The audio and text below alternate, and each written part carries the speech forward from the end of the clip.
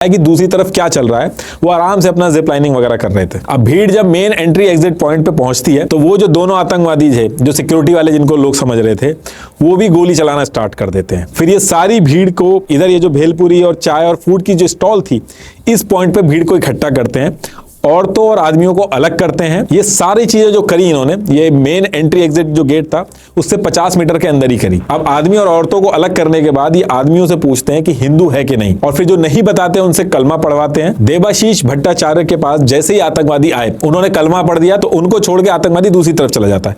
एक क्रिश्चियन वहीं बगल में खड़ा था, उससे पैलेस्टीन का जो इशू था उस पर बोलने को कहा गया।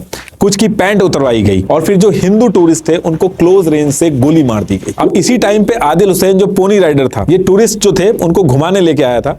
आदिल के एक टूरिस्ट को आतंकवादी गोली मारता है तो आदिल उससे बहस करने लगता है, उसकी गन छीनने लगता है। तो आतंकवादी आदिल हुसैन को भी 3 गोली चला के उसकी भी जान ले लेते हैं। इनके पास M4 राइफल थी, AK-47 थी। इनकी बॉडी और पे GoPro कैमरा लगे हुए थे, तो ये सारी चीजें रिकॉर्ड कर रहे थे।